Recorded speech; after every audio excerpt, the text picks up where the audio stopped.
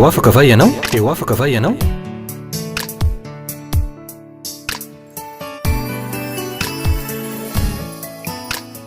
Fandarany iarana fiangonana RHEFI Androndrakely. Dia raina ny tompo omena voninahitra izy satria noho ny fahasoavany lehibe dia nataony nahatratra ny taona vaovao 2024 isika. Na ianareo zay mpanaraka fandarana na ny tenako zay mpitondra ny afatra. Dia hoy aho hoe ekeo ary raisao finoana ho taona miavaka ahitanao ny herin'Andriamanitra miasa eo aminao sy eo amin'izay zavatra ataonao ty taona vaovao dia avitsika ity. Ekeo ary raisao finoana hoy aho. Marina fa arakaraky ny andehanan'ny andro, ny volana, ny taona, zava-misy ty ambarako ity dia miaratsy sy miaratsy ny farim-piainan'ny zanak'olombelona velona eto ambony tany ity. Ny fameloman-tena no resako amin'izany. Miamafy sy miamafy ny herin'ny olana misy eo amin'ny tsiraray avy isam-batan'olona. Eny na dia eo amin'ny firenena malagasy misy atsika ary dia zany no zava-marina, zany no zava-misy. Marina izany ny zava-misy ianan'ny olona ankehitriny raha oharina tamin'ireo zava-nisy tany aloha tany. Ohatra, efa nahatsiaro tenao, nahatsiaro tena tsara ao tamin'ny fotoanan'ny andron'ny repoblika voalohany. Ny hitako dia izao, mbola sakafo tsara ny olona tamin'izany, mbola nitafy tsara ihany koa, mbola zakany olona tsara ny vidim-piainana. Fa ankehitriny kosa efa mijalijaly, efa mitotototo etseroany ny olona vao mihinana sy mitafy. Zara raha velona, zay no azo anambarana azy. Ambon'izany tsy zakainy maro intsony ny vidim-piainana. Mety ametraka fantaniana angamba ianao hoe ahoana no atao mba tena hoe vaovao mafaly tokoa no raisinay amin'izao taona vaovao diavitsika izao. Mitena zany mantsy aho satria efa nisy fisehoan-javatra tahaka zany ao anaty baiboly. Tao anatin'ny fotoana fohy niovany tantaram-piainan'ny olona tamin'izany fotoana zany.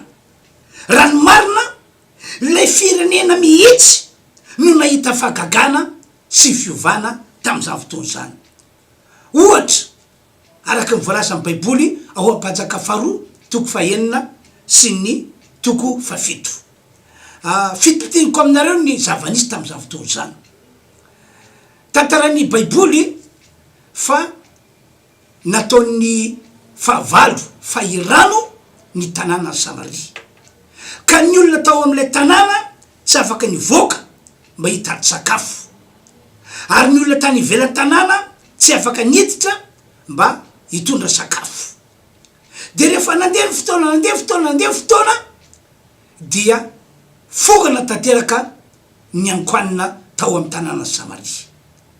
Teo indrindra no nahatsapan'ny olona hoe tsy zaka entiny intsony ny vidim-piainana tao amin'ny tanàna Samaria.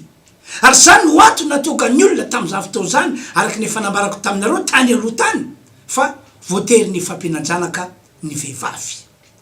Entina milaza zany tantara zany fa tena mafy ny vidim-piainana tao amin'ny tanàna Samaria. Fa izao ny zavatra anankiray tena nagaga ary mampahery ary inona fa afaka nitranga eto amin'ny firenentsika, afaka nitranga eo aminao manokana zao zavatra ambarako izao. Tamin'ny fotoanandro anankiray, fotoana tsy nampozina, dia niditra antsehatra tao amin'ny tanàna Samaria ny tompandriamanitra.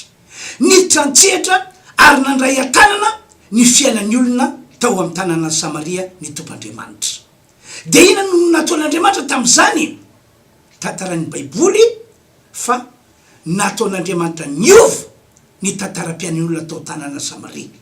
Reo fahavalo zay fototra natonga ny vitim-piainana lafo de lafo, mafy de mafy, nataon'Andriamanitra niala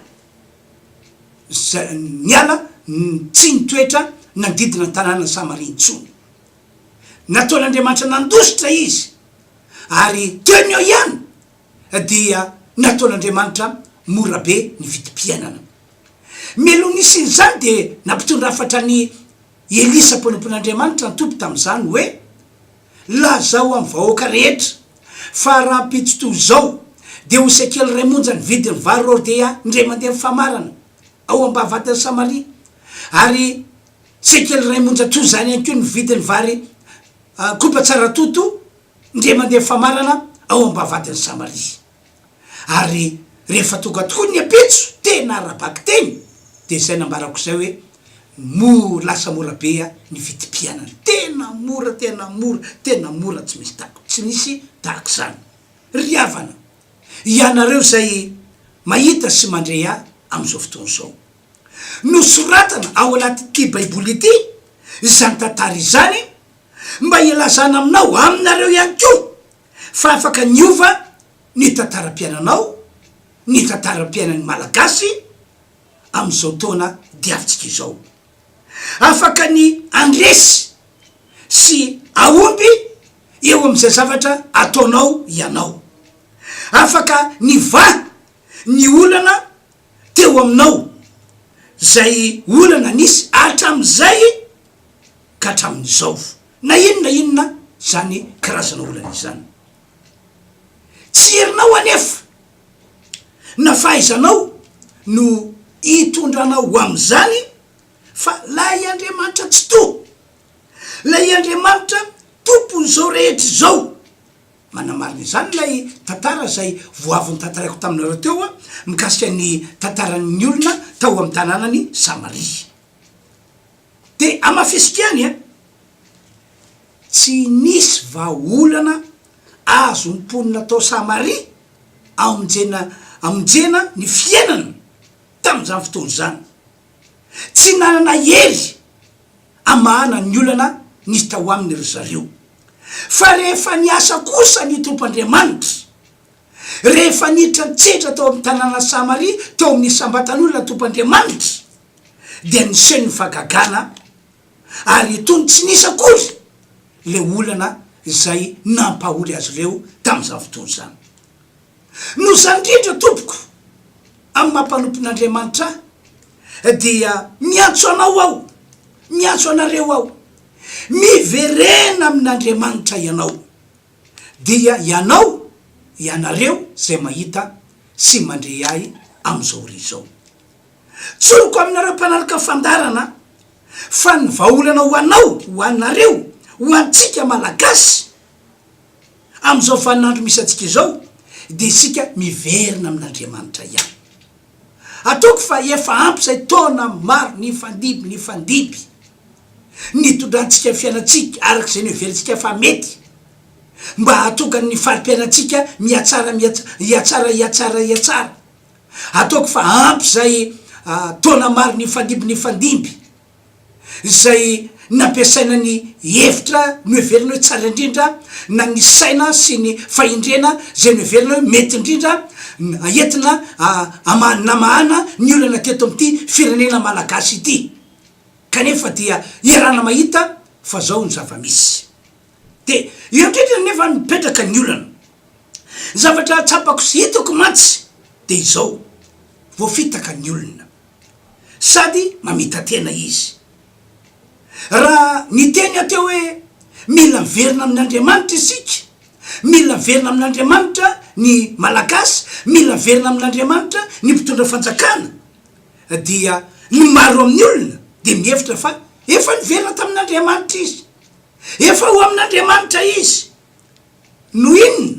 No izy efa mpiako isaka Alahady, zay no fijeriny azy. No izy efa ndroso tamin'ireo dingana fanao ao amin'ny fiangonana misy azy. No izy zay efa mafantatra n'Andriamanitra na mafantatra an' Jesosy. Tsy hoe ratsy akory zay lalana efa diavinao zay, fa ny fantany kosa nefa de zao hoe efa nasy toerana ao anatinao tokoa ve anefa Jesosy. Efa nasy toerana ao anatinao tokoa ve Jesosy. Tsapanao fa efa velona ao anatinao ve izy. Ambony zany satria ianao milaza fa efa niverina tamin'Andriamanitra, efa tonga ao amin'Andriamanitra, de hoy aho hoe efa niova ve ny fiainanao, efa tonga olom-baovao ve ianao, araka le voalazan'ny Korintiana 2:5-7-10. Zao mantsy voasoratra ao, koa raha misy olona ho amin'ny Kristy de olom-baovao izy, efa lasa ny zavatra teo aloha, indreo efa tonga vaovao ireo. Raha hoarina tamin'ny toetranao sy ny toepananao teo aloha, manao ahoana ny mombanao, momba ny toetranao sy toepananao ankehitriny. Tena tsapanao hoe efa lasa tokoa ve ny ratsy ny ainanao teo aloha, fa ankehitriny noho ianao efa niverina tamin'Andriamanitra de lasa manana fiainana vaovao. Zany rehetra fantanina petrako zany mantsy revana malala dia famantarana hoe efa tonga amin'Andriamanitra le olona na tsia. Tsoroko aminareo zay mahita sy mandray am'izao fotoana zao, raha tsy mbola tsapanao, tsy mbola niainanao ireo zavatra voalazako ireo, de tsy azo lazaina hoe efa tonga ao amin'Andriamanitra ianao. Ny titra sy ny etikety entinao dia tsy milaza akory fa efa ao amin'Andriamanitra ianao, na efa ao amin'Andriamanitra le olona. Kanefa ahoana no amonjen'Andriamanitra anao sy ny ankonanao tahaka ny efa nataon'Andriamanitra tao amin'ny tanàna Samaria, tahaka izay efa nataon'Andriamanitra tamin'ireo mponina tao Samaria, raha ohatra ka tsy mbola tonga ao amin'Andriamanitra ianao na tsy mbola azy ianao. Ry havanao, tsy maneho ny heriny eo amin'ireo olona zay tsy mbola tonga ao aminy ny tompandriamanitra, tsy maneho ny heriny eo amin'ireo olona zay tsy mbola azy ny tompandriamanitra. Ary mino fa zany no anisany fototry ny olana misy eo amin'ny maro amintsika malagasy, na fototry ny olana misy eto amin'ity firenena misy atsika ity.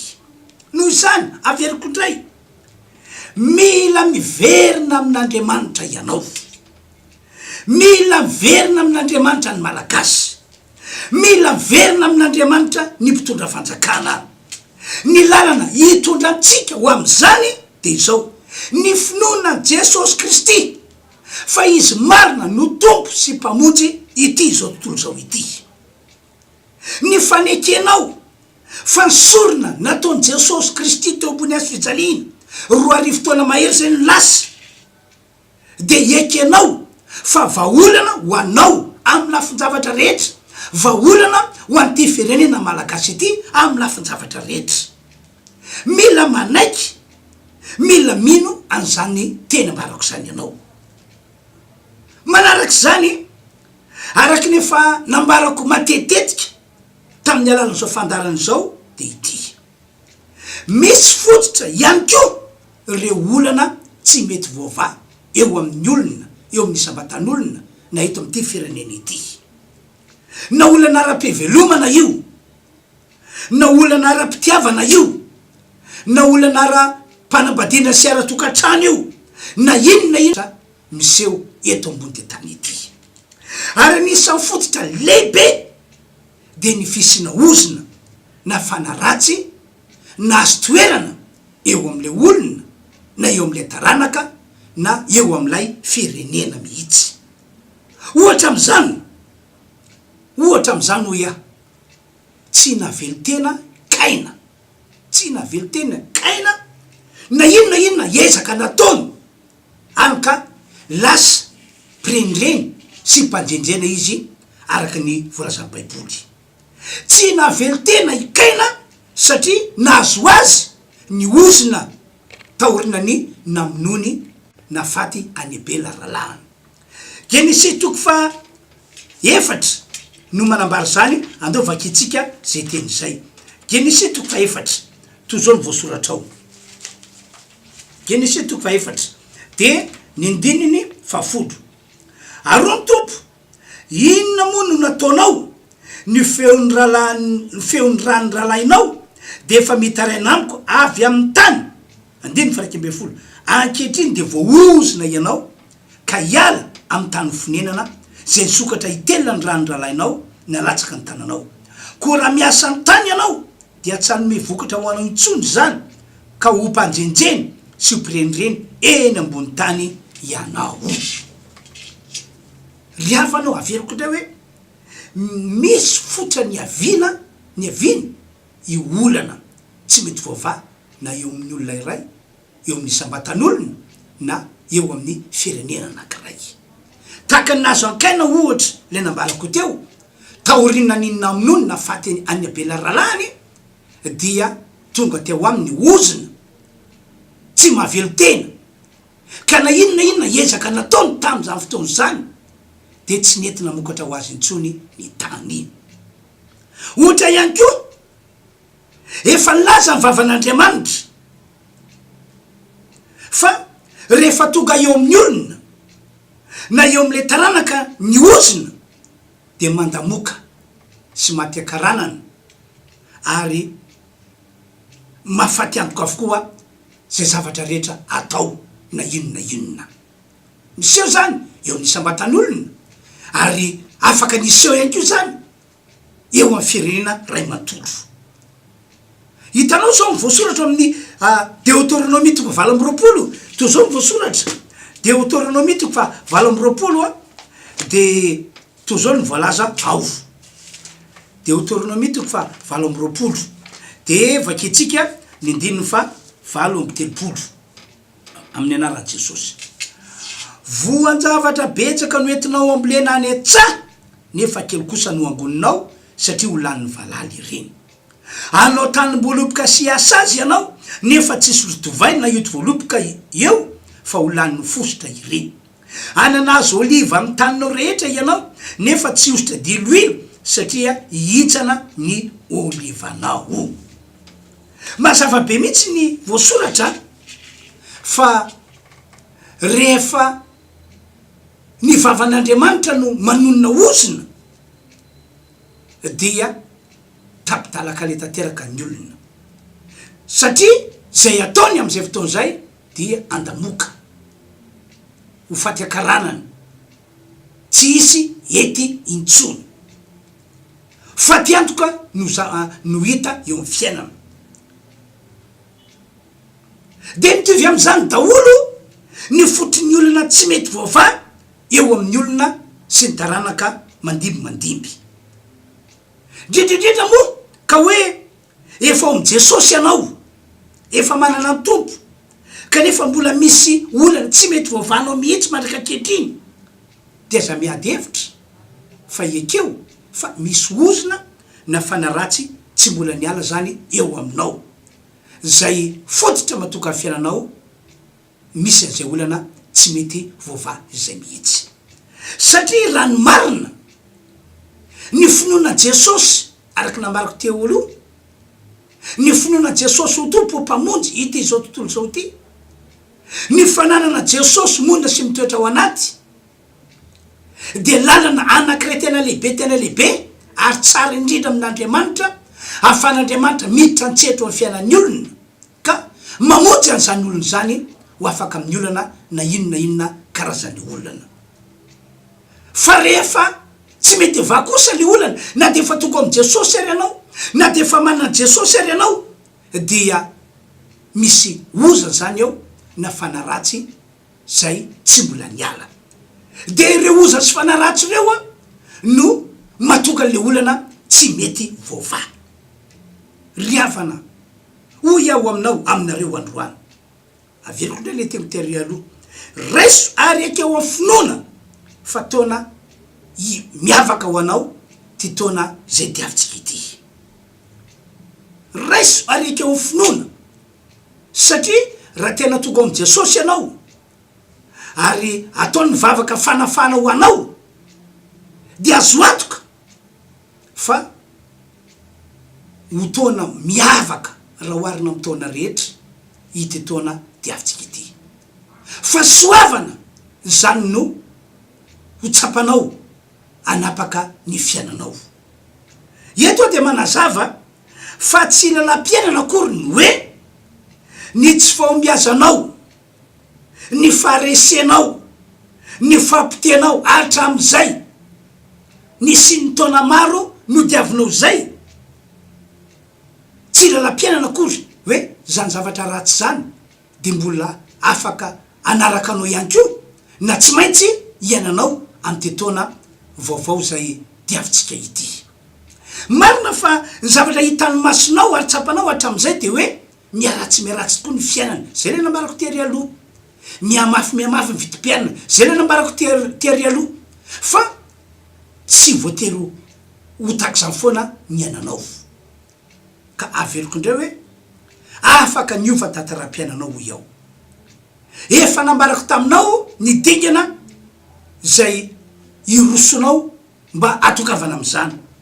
De averiko indray ary mbola mafisiko hoe ny fivorianao am' Jesosy, ny fivorianao amin'Andriamanitra, ary ny fanapahana ny ozona sy ny fandroana andro fanaratsy zay nanao sakana zay nitoetra teo aminao hatram'izay taona maro ny fandimby zay. Fa koatra zany dia tsara ary tena tsara aminao ny mamonjy ny vavaka fanafahana zay ataonay fiangonana RHEFI Androndrakely. Raha ohatra ka akaikaiky ny misy anao na ihany ko anapa-kevitra anao mba amonjy ny fotoam-pivavahana ataonay, na ihany ko hoe anatona anay mihitsy iresaka aminay, enao tsara ke zao zatra tantaraiko zao hoe mikasiny am'ilay lelana lemy zay napetraky ny fianakaviany teo mba vady ny depoly, napetraka fianakaviany isanandro teo izy mangataka fiantrano, tsy sitrana ary tsy afaka taminy ny herin'ny aretina nampalemy azy, na de efa nipetraka teo ambavady ny tepoly isanandro ary ity lelana lemy ity, ary na de efa nandalo isanandro nanoloana azy ary ny mpanompon'Andriamanitra reo apôstôly tam'izao fotoana zany, tsy sitrana ary tsy afaka tamy mihitsy ny aretina mampalemy azy raha tsy efa nivavaka ho azy Petera sy Jaune. Zao mantsy teny Petera sy Jaune taminy ao amin'ny asa apôstôly toko 7 ao, tsy manana vola fotsy na vola mena omenanao zahay amin'ny anaran'i Jesosy Kristy avy any Nazareta mitsangatsangana sady ndraisiny tamy tanana lay lelana lemy, de niaraka tam'izay de natanjaka ny ketrikeliny, natanjaka ny tenany ary afaka ny atsamotsamotra ary niara-nisa tamin'izy roa lahy na keo akatsa ny depoly. Zay nge no antony mahatonga manasa anareo hoe mba ho avy amonjy fotoam-pivavahana zay karakarany fiangonana RHEFI Androndrakely. Mety efa ela anao nandre ny fampianarana nentinay, fa heverinay fa tena tsara ny amonjenao fotoam-pivavahana, fa ao anatin'izany de hiasa ny herin'Andriamanitra anasitrana, anafaka, amonjy, amaniolana, ampitsimaty tantara-piainanao tahaka izay fa nataony tao Samaria. No ino anay fa afaka no ataony eo aminao amty taona 2024 zay diavitsika ety. De mikasiny am'ilay vehivavy nipetrana fanaratsy indray zao tantaraiko zao, tsy niala tam'ilay vehivavy zay niaraka tamin'ny Paoly sy reo ekipany ny fanaratsy tao aminy, lay antsoina hoe fanamavaly, fanamandaingy, raha tsy efa nandroaka an'izany fanaratsy zany tamin'ny anaran'i Jesosy Paoly apôstôly. Nataiza mantsy ny toerana ny andehanan'ny Paoly apôstôly sy reo ekipany ny joro vavolombelona ny anambarany amin'i Jesosy, de nanaraka teo foana ity vehivavy ity, fa tsy mivoaka fanaratsy teo aminy, fa rehefa nandroaka Paoly tamin'ny anaran'i Jesosy de tsy maintsy niala lay fanaratsy. Zay ny antony mahatonga mbola manamafy hoe mila miona aminay ianao, mila toroana hevitra ianao, mila metrany an-tany ianao mba hiasa ny herin'Andriamanitra ka amonjy ny fanainao, amonjy ny tenanao, amonjy anao maha-olombelona anao ka ho lasa fiainanao vaovao arabaky teny ny fiainanao am'izao taona tiavitsika izao.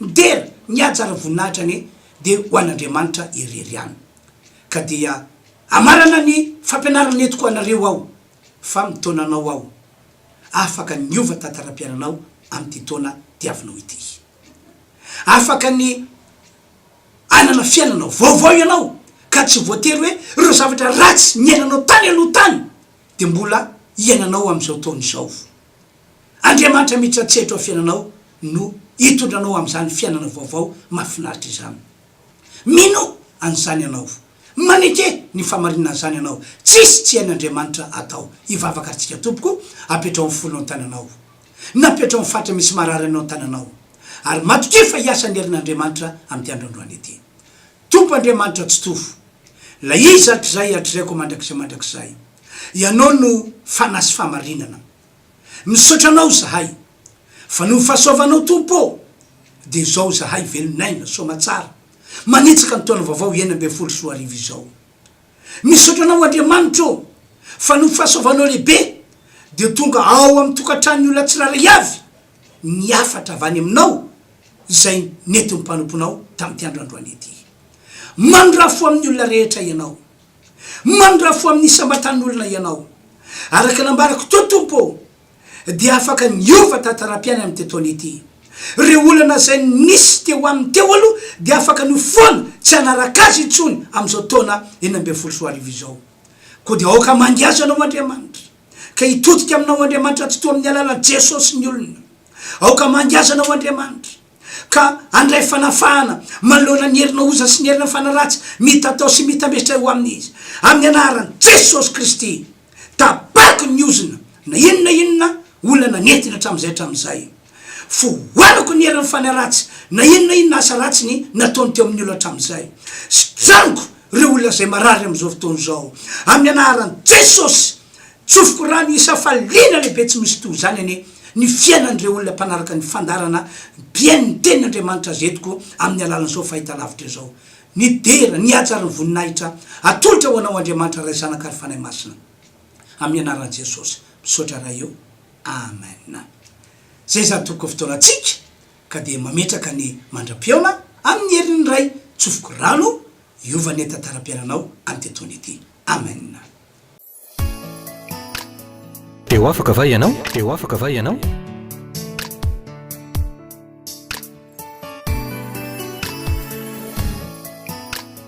fandaharany iarana fiangonana RHEFI Androndrakely